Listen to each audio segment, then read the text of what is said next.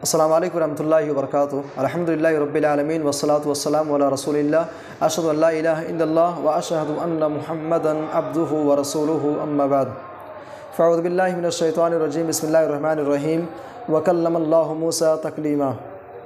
معزز سامعین کرام، دینی و اسلامی بھائیوں، نوجوان ساتھیوں، اصول السنہ کا آج یہ تیسرا درس ہے اور اس درس میں گفتگو کا آغاز توحید کی 3 قسموں کے ذریعے سے میں بات کو شروع کرنا چاہوں گا۔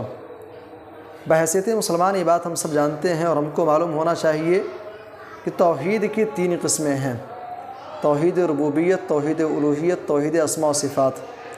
اللہ تبارک و تعالیٰ کو اس کی ربوبیت میں ایک جاننا، ایک ماننا، اللہ تبارک و تعالیٰ کو اس کی الوہیت میں ایک جاننا، اور ایسے ہی اللہ تبارک و تعالیٰ کو اسماء و صفات کے باب میں ہمارا اور آپ کا ایمان یہ ہونا چاہیے، عقیدہ یہ ہونا چاہیے کہ اللہ تبارک و تعالیٰ کے اسماء ہیں، جو ثابت اسماء ہیں، جو صفات ہیں، ان کے اوپر ہمارا ایمان ویسے ہی ہونا چاہیے کما یلیق بجلالہ، جیسا اللہ تبارک و تعالیٰ کی شان کے وہ لائق ہیں۔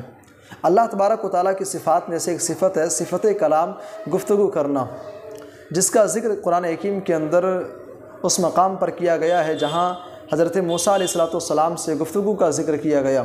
قرآن حکیم کہتا ہے وَإِنِّ اصْطَفَيْتُكَ عَلَى النَّاسِ بِرِسَالَاتِي وَبِكَلَامِي۔ اللہ تبارک و تعالیٰ حضرت موسیٰ علیہ السلام کو خطاب کر کے کہتا ہے کہ اے موسیٰ، لوگوں میں سے ہم نے تمہیں رسالت کے لیے چن لیا، منتخب کر لیا، وَبِكَلَامِي، اور گفتگو کرنے کے لیے، کلام کرنے کے لیے تم کو چن لیا گیا ہے۔ اور یہی بات قرآن حکیم کے اندر دوسرے مقام پہ سورۃ النساء کے اندر کہا گیا وَكَلَّمَ اللَّهُ مُوسَىٰ تَكْلِيمًا۔ اللہ تبارک و تعالیٰ نے موسیٰ علیہ السلام سے کلام کیا۔ ان دونوں آیتوں کے ذریعے سے اللہ تبارک و تعالیٰ کی صفت کلام کا ذکر صفت کلام کا ثبوت ملتا ہے۔ لیکن اللہ تبارک و تعالیٰ کلام کرتا ہے، اللہ گفتگو کرتا ہے، کیسے کرتا ہے، اس کی صورت کیا ہے، اس کی کیفیت کیا ہے، بغیر تکییف کے، بغیر تمثیل کے، کیفیت بیان کیے بغیر مثال بیان کیے ہوئے اللہ تبارک و تعالیٰ کی صفت کلام کے اوپر ہمارا ایمان ہونا چاہیے۔ اللہ کیسے گفتگو کرتا ہے؟ ہم بھی گفتگو کرتے ہیں، اولاد آدم بھی گفتگو کرتے ہیں۔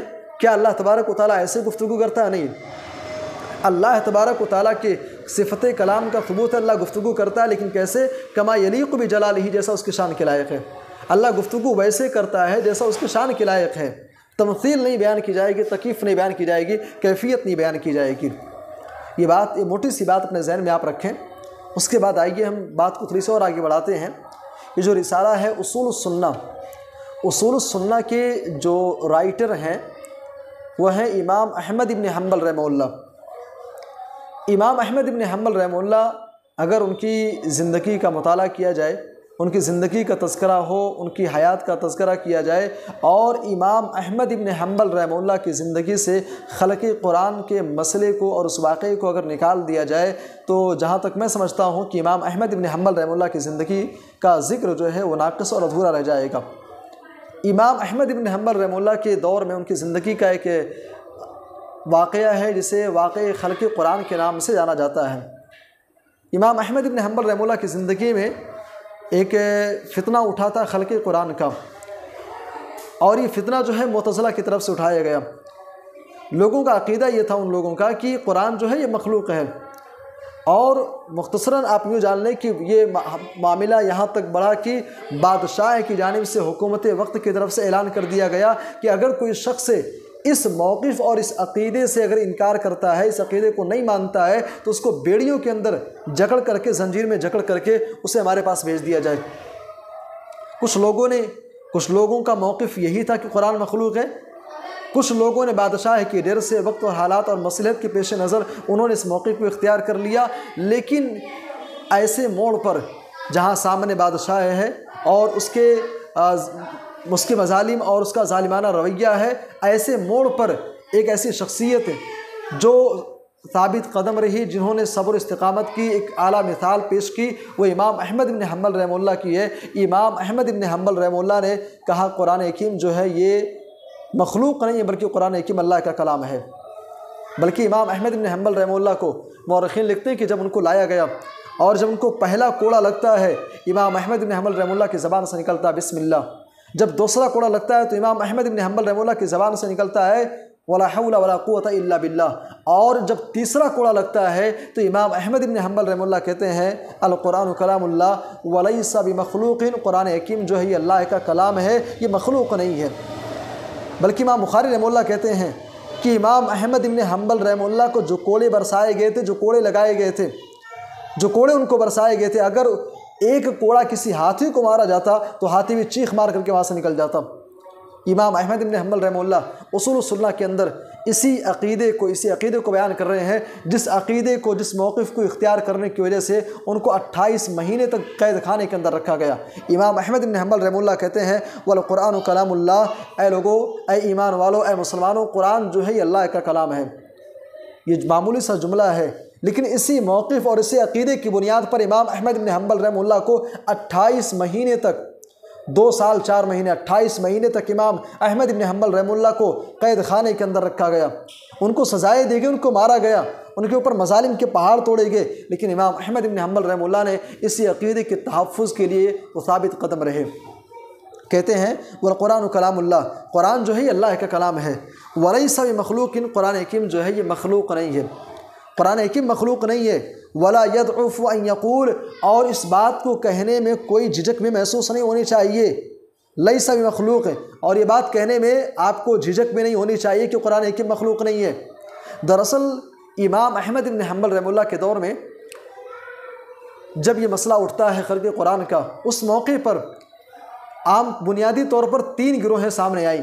ایک جماعت ایسی تھی جو قرآن حکیم کے بارے میں جس سے عقیدہ یہ تھا کہ قرآن حکیم مخلوق نہیں ہے۔ ایک جماعت ایسی تھی جس سے عقیدہ یہ تھا کہ قرآن حکیم مخلوق ہے، اور کچھ لوگ ایسے تھے جو یہ کہتے تھے کہ ہم نہ تو قرآن حکیم کو مخلوق کہیں گے، ہمارا نہ تو یہ عقیدہ کہ قرآن مخلوق ہے، نہ ہم یہ کہیں گے کہ قرآن حکیم مخلوق نہیں ہے، بلکہ ہم صرف اتنا کہیں گے کہ قرآن حکیم اللہ کا کلام ہے۔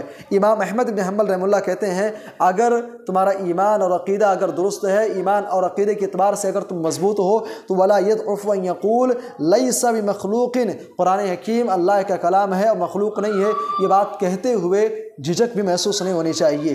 فإن کلام اللہ ليس ببائن منه، اس لیے کہ اللہ تبارک و تعالیٰ کا جو کلام کرنا ہے یہ اللہ تبارک و تعالیٰ سے جدا نہیں ہے۔ وَلَيْسَ مِنْهُ شَيْءٌ مخلوق، اور اللہ تبارک و تعالیٰ سے متعلق جو بھی چیزیں ہیں وہ مخلوق نہیں ہیں۔ دراصل اگر کوئی شخص ایسا عقیدہ رکھتا ہے کہ قرآن حکیم مخلوق ہے، ایسا عقیدہ اگر اس کا ہے، ایک تو منہج سلف کے خلاف ہے، وہ قرآن کے خلاف ہے، وہ قرآن و سنت کے خلاف جا رہا ہے، بلکہ یہ ایسا عقیدہ ہے۔ ابو زکریا یحییٰ بن یوسف رحمہ اللہ کہتے ہیں کہ ان کا مکہ جانا ہوتا ہے۔ ابو زکریا یحییٰ بن یوسف مکہ جاتے ہیں، مکہ مکرمہ جانے کے بعد ان کی ملاقات اپنے ایک دوست سے ہوتی ہے، اپنے ایک دوست سے ملاقات کرتے ہیں، گفتگو ہوتی ہے، اپنے دوست سے کہتے ہیں بھائی کیا تمہاری ملاقات یا پھر تمہارا آنا جانا امام شافعی رحمہ اللہ کے پاس ہوتا ہے؟ انہوں نے کہا کہ ہاں، امام شافعی رحمہ اللہ کے پاس میں آتا جاتا رہتا ہوں۔ ابو زکریا یحییٰ بن یوسف کہتے ہیں کہ میں نے اپنے دوست سے کہا کہ مجھے بھی ان کے پاس لے کر کے چلو، مجھے کچھ بات کرنی ہے۔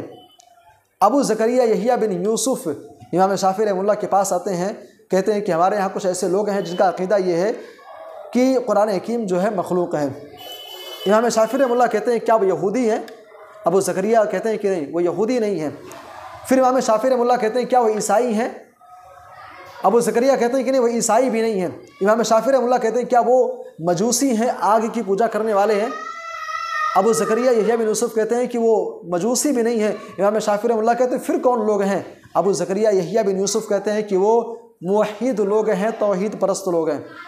امام شافعی رحمہ اللہ کہتے ہیں جھوٹے ہیں ایسے لوگ، لیس ہؤلاء من الموحدین، ایسے لوگ توحید پرست نہیں ہیں، ایسے لوگوں کا اہل توحید سے کوئی تعلق نہیں ہے، اس لیے کہ بلکہ ایسے لوگ ہؤلاء زنادقہ، ایسے لوگ زندیق ہیں۔ اور فمن زعم ان القرآن مخلوق، جو انسان اس بات کا عقیدہ رکھے، جس کا گمان ہے کہ قرآن حکیم مخلوق ہے، فقد زعم ان اللہ مخلوق، گویا کہ وہ اس بات کا عقیدہ رکھتا ہے کہ اللہ تبارک و تعالیٰ کی ذات مخلوق ہے۔ ومن زعم ان اللہ مخلوق فقد کفر، اور جس کا یہ عقیدہ ہو کہ اللہ تبارک و تعالیٰ مخلوق ہے، ایسا انسان کافر ہے، ایسے انسان نے کفر کیا، وہ ایمان والا نہیں ہو سکتا ہے۔ اس لیے امام احمد ابن حنبل رحمہ اللہ کہتے ہیں کہ فإن کلام اللہ، اس لیے کہ اللہ کا جو کلام کرنا، اللہ کا جو گفتگو فرمانا ہے، لیس ببائن منہ، اللہ سے جدا نہیں ہے۔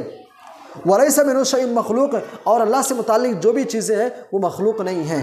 اس کے بعد کہتے ہیں وَإِيَّاكَ وَمُنَاظَرَةَ مَنْ أَحْدَثَ فِيهِ، جن لوگوں نے اس مسئلے میں نئی نئی چیزوں کو ایجاد کیا ہے، ایسے لوگوں سے بحث و مباحثہ، ایسے لوگوں سے تکرار کرنے سے بچا جائے۔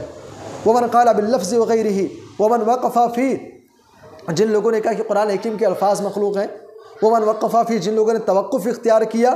فَقَالَ لَا أَدْرِي مَخْلُوقٌ أَوْ لَيْسَ بِمَخْلُوق، جن لوگوں نے یہ کہا کہ مجھے نہیں معلوم بھائی کہ مخلوق ہے کہ غیر مخلوق ہے۔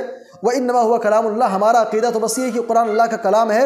فَهَذَا صَاحِبُ بِدْعَةٍ، امام احمد بن حنبل رحمہ اللہ کہتے ہیں کہ ایسا انسان جو ہے بدعتی ہے، جو یہ کہے کہ قرآن صرف اللہ کا کلام ہے، بس اس کے بعد وہ خاموشی اختیار کر لے، اس کے بعد وہ خاموشی اختیار کر لے کہ قرآن مخلوق ہے کہ غیر مخلوق ہے، اس کے بارے میں نہیں جانتا ہوں، مجھے نہیں معلوم اس کے بارے میں میرا کوئی عقیدہ اور کوئی اعتقاد نہیں ہے۔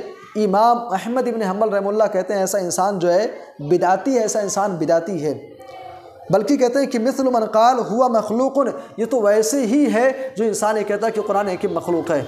بہرحال کہنے کا مطلب یہ ہے کہ قرآن حکیم کے تعلق سے امام احمد بن حنبل رحمہ اللہ ایک بنیادی عقیدہ اور بنیادی اصول بتا رہے ہیں کہ قرآن حکیم جو ہے یہ اللہ کا کلام ہے، قرآن حکیم مخلوق نہیں ہے۔ ہاں، قرآن حکیم کے جو نسخے ہمارے یہاں پائے جاتے ہیں، جو دفتیہ ہیں، جو کاغذ ہیں، جو اوراق ہیں، وہ مخلوق ہیں، لیکن اللہ تبارک و تعالیٰ کا جو کلام ہے ایکچوئل میں وہ کلام مخلوق نہیں ہے۔